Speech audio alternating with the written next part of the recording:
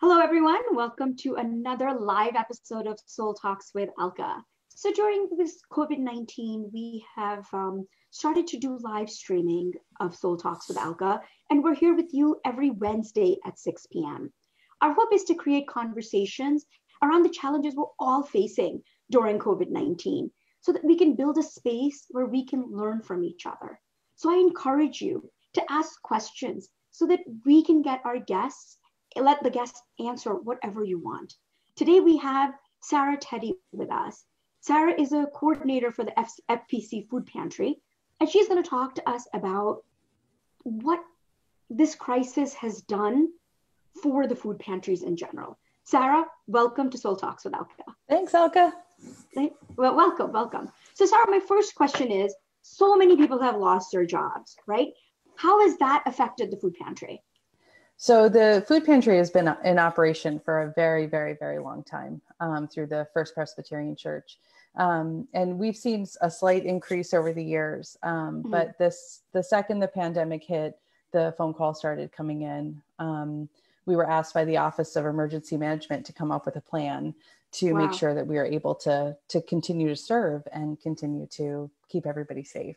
Since then, our numbers have risen triple to what we normally serve. So what do you normally serve? Like, how many families do you normally serve in a week? Yeah. So normally, we usually go by month because we have different families come per week, per month. Okay. So per month, we normally serve about 70 families, 60 or 70. Okay. Last month in April, we served 300 families. Wow. Yeah. So that's almost 4.5 times. That's right. So there's a few reasons for that increase. One is just we're seeing a lot of new faces, a lot of people who have lost their jobs or are having to decide between what to pay. Do I pay this bill or that bill, or do I go to the food pantry and use that to save my money for another bill? Because I think everybody sees this, is going to be a long-term struggle. That's right. We also decided as an organization that we were going to help the permanent supportive housing buildings in Edison. There are two. One is by Kilmer and one is by Middlesex County College.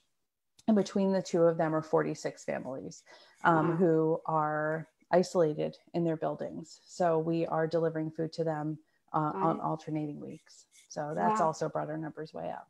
Wow. So how are you managing to keep up with this demand? Because the demand has tripled, quadrupled for you. That's right. Yeah. So we, under normal circumstances, we are supported just by the generosity of Metuchen and Edison. We just normally are able to get groceries just from drop-offs.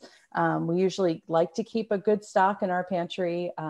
Just if I could go into the history a little bit, our pantry was the pilot pantry in our area for what we call client choice. So we used to bag groceries for families, and they would on one day, and then the next day they would come and pick them up and take them home. When I was hired 2.5 years ago, they hired me to move into this new phase of pantry, which is it's called client choice, which means that the pantry itself is a store, and clients come in by appointment and they're able to grab off the shelves what their family will actually eat. It reduces food waste. It increases our interaction with the clients. So we're able to really get a feel for why they need the help and if there are other resources for them. And it also gives us an opportunity to talk about nutrition and talk about, just any issues that are, it brings humanity back to it. That's right. And it's also very one-to-one because now you're getting customized almost. Yeah. And our volunteers, they're so wonderful. And they have gotten to know our clients, all 70 of the families. We know them by name. They come in and we shop with them. We talk to them. We know their children. And the second that this hit, we had to end that. We just basically had to put a halt to that completely. So getting back to the generosity of this town and the township of Edison is we have never really had to ask for much. A lot of organizations, the YMCA, the Metuchen Edison YMCA, they do literally 6 months of food drives for us every year. So they're 6 months out of the year, they are doing a food drive for us, which keeps us afloat. Rutgers University School of Arts and Sciences transfers. They do 2 gigantic truckloads of food for us every year. The Metuchen Elks Club, the American Legion, and obviously Campbell Elementary School. They do a food drive for us every week. They have their little shopping cart. Nice. All of that has stopped. Yeah. We're just completely unable to, nobody can run a food drive right now. Absolutely. Yeah. Nobody can. But you're saying you're delivering to the 2 complexes, but how are those 70 families and how are the other people now coming to get the food? Because now they can't enter into the pantry, I'm assuming. Yeah, that's right. So what we've done, and what a lot of pantries in our area have done, is we've changed to a drive-through method. So instead of the shopping for family size and being able to handpick things for people, we are bagging the same exact 2 bags of food for every family, regardless of size. And anyone who drives up behind the pantry on a Wednesday or Thursday morning between 9 a.m. and 11 a.m., they just drive up to the cones, they pop their trunk, we put the food in their trunk. If they're willing to, we have them sign a waiver just for legal reasons, in case they don't cook the food right, Right, and obviously. And then they leave. There's really not a lot of interaction. And we've gone to weekly. So if they need food weekly, they can come every single week if they'd like. And we also encourage them to bring back any food that they won't eat, as long as it's non-perishable. So if you get a can of Spam and you're not going to eat the Spam, bring the Spam back and we'll give it to another family. We're always thinking about food waste. We're always thinking about how to kind of maximize what we have. Right. But so now obviously your hours are also limited now. You're saying that you only do it Wednesday and Thursday, right? That's right. So you're trying to limit the hours, but how are you protecting yourself from coming in, stocking the pantry? How are you doing that to making sure that you're safe? Yeah. So, at first we were kind of scrambling, just like everybody was in the beginning of the pandemic, to get food. And that quickly became unsafe. It's not safe for any of us to be going in and out of stores looking for the best deals.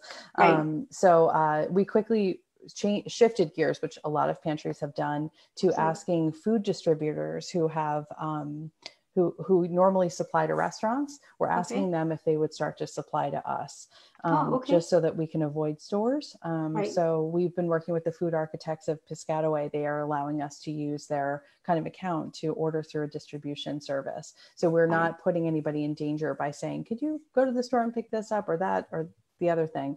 As far as using PPEs, right, for our staff. We have, luckily, the Indian Business Administration in Edison and Metuchen, they've given us multiple boxes of disposable masks. Our volunteers are also all sewing addicts, so a lot of them have sewn masks for each other. Awesome. That's awesome. We have plenty of gloves, and anybody who comes into the area of the food pantry is not allowed to actually come in. The only people who are allowed into the pantry are the volunteers who have been there since the beginning of the pandemic. So many of our volunteers are still not even allowed to come in. We had to kind of cut it off at that moment to make sure that we're not introducing any other people into the pantry at this time. So absolutely. And we also just limit who goes out to the cars. On Wednesdays, it's me and one volunteer, and on Thursdays, it's only me. The rest of our volunteers stay inside. They bag the groceries, they Lysol everything, and they use gloves and masks while they're doing that. Okay. So the customization aspect of it has all obviously changed, right? Because now it's more, it's just more drive-by basis. So you're really not getting any interaction with the people that are coming. That's right. Yeah, that's right. We the way that we have kept up with the demand, just getting back to that, is obviously still generosity. People are still shopping for us. They're still dropping off groceries in our lobby every day. And there's probably too many organizations to name that have dropped off groceries to us. But we also have been more creative in using fresh fresh produce as well. So Okay. there was a new grocery delivery service, Boxcar, who came into Metuchen last week. They gave us fresh produce. So we're able to give the clients produce instead of using the non-perishables, so we could save the non-perishables for next week. So we're That's just, awesome. every week we're just adjusting. Yeah, you're just adjusting the new normal. That's right. Yeah. Every Yeah, week is different. it's every week is different. So CV joined us and he's asking how many families, you said it was like 300 families. So how many people is that? It's, do you do the basis of four people in a family? Is that how you do it? We could guesstimate that, but it's so hard to know. Because Yeah, right now, normally we would have that answer under right. normal circumstances, but because we're not having anybody register with the pantry at this time, it's impossible for us to know. Got it. Um, yeah, I wouldn't even guess. I mean, if we wanted to say 4 per family, that would probably even out in the end, but it's just so hard to know. There are single people, and then there's some that have 7 in their family. So But because you're bagging the same amount of groceries when you're putting it in the car, right? You're bagging it, basing it on how many people in the family. yeah, so that what we actually used was what we would normally give a family of 4. Yeah. Okay, So yes. yeah, that's basically what they get. So Donna joined and said Sarah and the food pantry are amazing. Ah. Sarah is loved by many for what she is doing and how they're changing. So it's a pretty awesome, Sarah, because I just found out there's 140 pantries in Middlesex County. That's right. So Yeah. people are really, and at this time, everybody's really needing this service Yeah. because Yeah. we're in crazy times right now. Yeah, so the 140 pantries in Middlesex County are supported by Feeding Middlesex County and by McFoods, which is the kind of county food bank. And we have just really been leaning on them for help. Yeah. Just we are very dependent on them right now, and every week they are open every single day, giving away food to the 140 food pantries to keep us all open. So Wow. yeah, and yeah. Do you have people who are volunteering now, even now? Do you have volunteers that come and stock up your pantry? We are not allowing any new volunteers to come into the building. So we've had so many people reach out and say, give me something to do. College students and high school students, and then just, regular residents of Edison and Metuchen have reached out to me. How can I help? And Mm-hmm. unfortunately, we just don't want to introduce anybody who hasn't already been here into the building, Right. because we are, working in a room together. Right, exactly. So what I've told everybody who has asked to volunteer is either they can sign up to volunteer on the McFoods website. So they can Google McFoods and sign up to volunteer countywide, Right. and they could find a volunteering job for you. Or, if you would like me to text you with a list of things we need, if you're going to a store, then I would be more than happy to have you pick up a few items for us. Right. So Alana's asking, how often are you serving food? Now you're doing Wednesday and Thursday. You said McFoods does it every day? So McFoods actually gives the food to the pantries. They don't actually Okay. serve any clients at McFoods. Okay, got But it. yeah, we're open Wednesday and Thursday mornings from 9 a.m. to 11 a.m. Got it. every week. Okay. Mm-hmm. Okay. And then if somebody wants to get in touch with a pantry that's local, what do they do? Like, how does someone look up a pantry that's local to them? So actually the McFoods website has the directory of all the pantries that are in Middlesex County, and it's by town. Okay. I actually use the McFoods directory.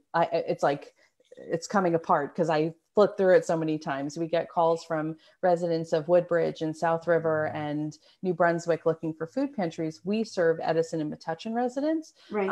but I always have that McFoods directory to say, okay, let me look up your town, and there's a few in every single town. So Got that's, it. yeah. Yeah. Okay.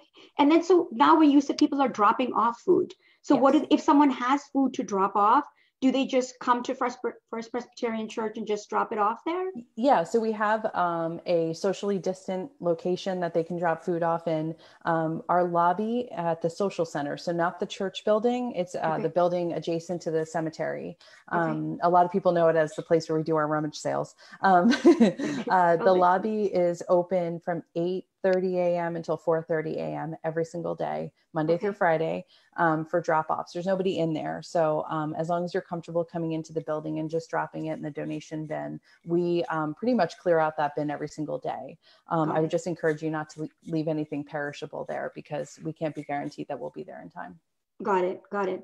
And so now if people want to do you accept monetary donations also, or is it just food donate? And if someone wants to donate, how do they go about doing that? Is there a website do they go to? And yeah, we have right now we have a PayPal website that we're using, and I will put that on the FPC Food Pantry Facebook page, and I'll send it to you as well, Alka, if you want to share it. Perfect, that'll be awesome. And then as always, the church website, we have our own tab, the Food Pantry tab, and there is a link to click on donation there as well. Got it. As CV is asking, are you getting any additional aid from the county or state to support the rise in demand? At this time, we haven't. We have gotten a few grants. I have applied for a few grants from different organizations. Manasquan Bank gave us a grant. The Presbytery Disaster Relief Fund has given us some money. As far as county and state government go, I think that those grants would probably go to McFoods and to the Community Food Bank of New Jersey, which is like the parent organization above that. Yeah. And that money really does trickle down into food for all of our pantries. Yeah. I was looking at your mission statement, and I absolutely love your mission statement that no one should go to bed hungry ever. That gave me goosebumps when I read it, because that's really such an honorable thing. And at this time, that's like one fear every parent has, that their child may go to bed hungry because they may not have a job. Yeah. It's easy to picture. We've all been, just physically hungry in our lives, but then to think that you don't actually know where your next meal is going to come from is something that many of us may experience at some point in our lives. Yeah. Luckily, the state and our townships, Edison and Metuchen, they jumped into action for children right away. They were able to start the school lunch program, delivering food to those who qualify every day since school has been out. So I think a lot of people don't know that, but the children who qualify for the free school lunch program are still getting their lunches every day. And that's pretty fantastic. Yeah, I think that the state has actually done a really good job about that, is to make sure that no kids are going hungry. That's right. Yeah, the state has really, really done a good job. Sarah, we want to thank you for coming on the show, because it's so important for everyone to know that they have an option. They have an option. If they're going hungry, they should never have to go hungry. That's because there are pantries that can help. So please, if anyone is looking for a resource, either reach out to me, reach out to Sarah, reach out to any of your local food pantries, but don't go to bed hungry. It's not something none of us should have to do. We want to thank you, Sarah, for coming on the show. Thank you so much, Alka. Thank you. And next week, for all of the people who have asked me how to make a will, how to make a living will, how to have a power of attorney, we're going to have as our guest, Allison Cosberg. She's a local attorney, and she's going to come and talk to everybody, because these are crucial times in making us think of some very, very crucial questions. These are difficult times. We're all in this together. We're all together. Stay strong, stay safe. Have a nice day, everyone. We'll see you next week for another live episode of Soul Talks with Alka. Thank you, Sarah. Thank you so much. Bye.